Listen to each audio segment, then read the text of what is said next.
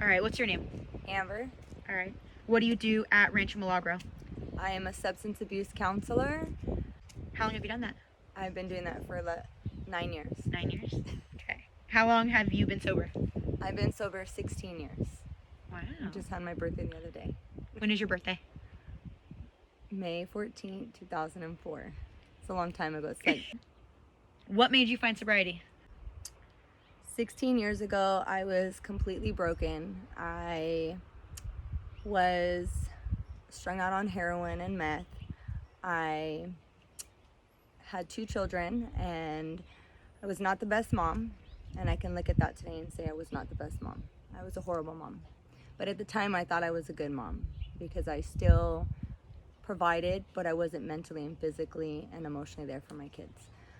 I got pregnant with my son, and at that time I was strung out really bad on heroin, and I didn't know that there was help out there, so I would buy drinks to try and hide it because I got a CPS case, and so I was trying to hide my addiction and trying to be pregnant at the same time, which that didn't work out.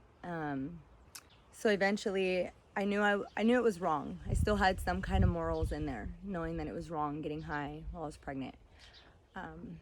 So thank God I couldn't hide it anymore, and I went into labor at 32 weeks, and I went to the hospital. I gave birth to my son, and it took a month after I gave birth to my son. My son was born heroin addicted and meth addicted, and I checked into a drug court program, a 1-year drug court program, and at this time the judge had told me 95% of heroin addicts don't make it, and she said there was only 5% of chance of heroin addicts able to make it. Well, she told me to look to my right, which was my child's father, and she said, there goes my 5% out the door, and that I would never see my kid again. And so I looked at her and I told her, she's gonna give me my kids back because I'm gonna be that 5%. And she laughed, and throughout my time, of course, he relapsed, and I chose to leave him, and I got my kids back on my own. So still wasn't a good mom, but I had to learn how to be, because I still didn't know how to love myself, or I didn't know how to be in the skin I was in, sober, because I'd been high for so many years. So I stayed with my children's dad. He got sober, and he was very toxic and malicious and manipulative, and I didn't know that because I still didn't know how to be. And so I decided that my sobriety at about 7 years, I felt stagnant. And in my sobriety, I've learned how when I feel stagnant is when I need change. And when I need change, I have to make the change. And that's part of who I am, is when I feel stagnant, I feel like I need to make change. And it has to be healthy change. So I decided to go to school, and I wanted to help people like me. And I wanted to give back to people like me, because I would see so many people still struggling out there. So I decided to go to school, and I became a substance abuse counselor. And in this time, I learned how to be a better me. And so I finished school, I interned, I went to school, and in this time I went through really bad separation. And so my children's dad took my kids from me. So I should have been high at that time, but I chose not to. I chose to stay strong through a separation of 10 years. And I fought for my kids, and I fought, and I fought, and I got my kids back. And in this time, you know, I've lost my mom in my sobriety. Should have been high then, didn't get high. I chose to stay sober.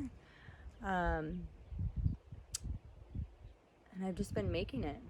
I've been doing it, like always constantly making changes and loving who I am and learning to love who I am in my skin sober.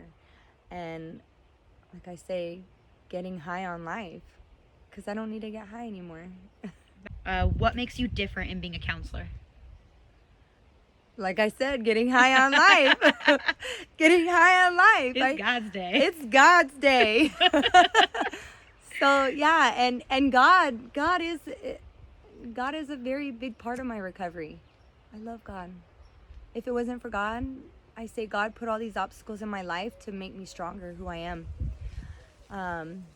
What makes me different as a counselor, I say I think outside of the box. I think outside of the box. I take a different approach. You know, many counselors have very different qualities. I could say I am the crazy, outgoing, spunky, like, let's just be happy even when it's bad. Like, there is always a positive at the end of that negative, always. So yeah, I mean, and I love what I do. I love what I do. I like being able to watch a client come in here emotionally and spiritually broken, and watch them grow. I always say my philosophy is when they come in, it's like a little flower. It's like a little bud. You don't know what it is. You don't know what color it is, but you know that it's a little flower in there, but you don't know what it looks like in there. And then I just give it a little bit of water, I watch it grow. And by the end, I get to see this amazing transformation of this person who came in broken, and they just grow. It's a beautiful thing. And it's another high on life I get to see and be a part of. What is the best thing you have gained from sobriety? My life back. I get to be a mom. I get to love my kids. I get to enjoy every second of the day with my kids. Even when they're bothering me, I get to enjoy them bothering me.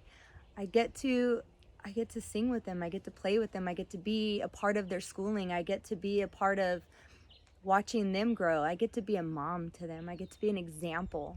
You know, I have a very loving relationship with my kids, to where my kids come to me and they talk to me. They're not scared to talk to me. You know, most children are scared to talk to their parents. No, my kids know they could come to me about anything, and we'll get through it. You know, they're not scared. And I got to be a daughter to my mom before I buried her, and she got to go in peace and know that she didn't have to worry about her grandbabies no more. She didn't have to worry about me dying. She didn't have to worry about burying her daughter. I get my life back. I get to enjoy every moment of the day, because it's a beautiful thing. Yes. Yeah. What is your favorite thing about Rancho? Everything is my favorite. One thing, what is it? Oh man, that's a hard thing. I can say when I'm having because this job is demanding. So when I'm having let's say, a not so good day, my favorite thing is just to walk down to the horses, go in the barn and grab some treats, and just talk to the horses like they're humans, and just, hey Wendy, how are you doing today? It just makes my day, like, to watch these big animals that are like bigger than me, and I can like talk to them and I can control them, and just be at peace with talking to the horses, you know, and walking them. Like, that's the best ever. I love that. Can I get more, please? Because there's so much more that I can talk about this ranch. I got the little piggies. I got my meditation spot. It's beautiful. I love it here. Is there anything you want to say to the addict who is thinking about coming to treatment? Oh, if you guys come to treatment, I'm telling you, your life will be so much better. You don't have to live that way no more. It's miserable, and I've been there, and I know how miserable it is. You don't have to live that way anymore. Life is what's the word? There's so much more to look for in your life. You know, if you didn't go to school, you can go back to school. If you've never had a job and you don't know how to have a job, you will learn how to have a job, because you'll be sober and able to go to your job. You will, you know, if you have, you know, family problems or problems with your husband or with your wives, like, you'll be able to get those relationships back. They come back. They do. In time. All right. Say bye. Bye.